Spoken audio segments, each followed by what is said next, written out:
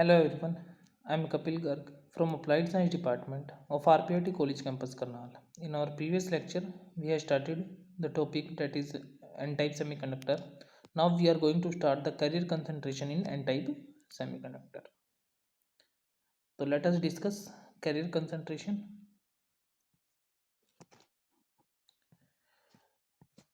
When intrinsic semiconductor is doped with donor impurity, जब intrinsic semiconductor हमारे dope किए जाते हैं किसके द्वारा, डोनर impurity के द्वारा, तो not only does the number of electron increase, the number of holes also decrease. number of holes क्या करेंगे वहाँ पे decrease करेंगे और number of electrons की वैल्यू हमें वहाँ पे increase कर जाएगी.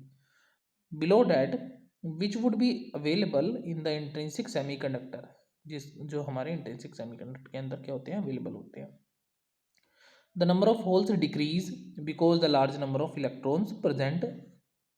नंबर ऑफ होल्स डिक्रीज होंगे क्यों, क्योंकि लार्ज नंबर ऑफ इलेक्ट्रॉन्स क्या होंगे वहाँ पे प्रेजेंट होंगे. Cause the rate of recombination of electron with holes to increase. ठीक है, इट मीन्स कि नंबर ऑफ होल्स क्या होंगे डिक्रीज, नंबर ऑफ इलेक्ट्रॉन्स क्या होंगे इंक्रीज. जैसा हमने पढ़ा था कि जो हमारा एक्सट्रिंसिक सेमीकंडक्टर होता है वो दो टाइप का होता था, एक तो पी टाइप और दूसरा क्या होता था हमारा एन टाइप. ठीक है, पी टाइप के अंदर क्या होते थे, होल्स हमारे क्या होते थे, पी टाइप के अंदर होल्स हमारे सबसे ज़्यादा होते थे, तो हम होल्स को क्या बोलते थे कि पी टाइप के अंदर हमारे होल्स क्या है, मेजोरिटी कैरियर है, और इलेक्ट्रॉन्स क्या थे हमारे माइनॉरिटी कैरियर.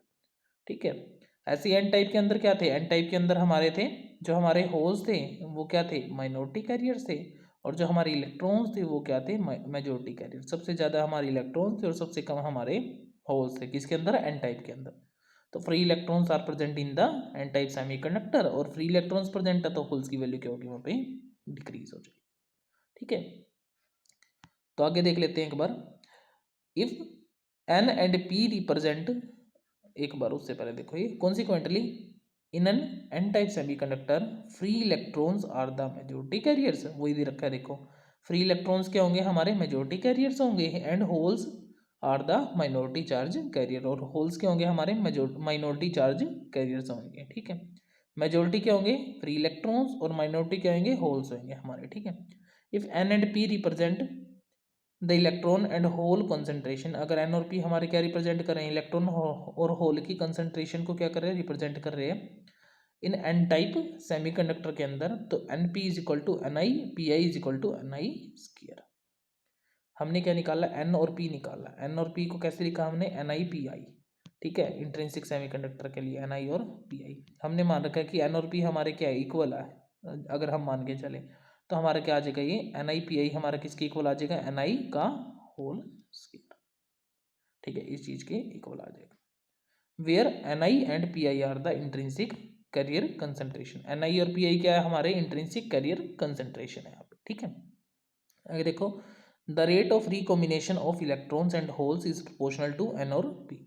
जो रेट ऑफ रिकॉम्बिनेशन है वो हमारा एन और पी के इक्वल है, और the rate of recombination is proportional to the product of N P. जो रेट ऑफ रिकॉम्बिनेशन है वो प्रोपोर्शनल किसके होगा, प्रोडक्ट किसके, एन और पी के.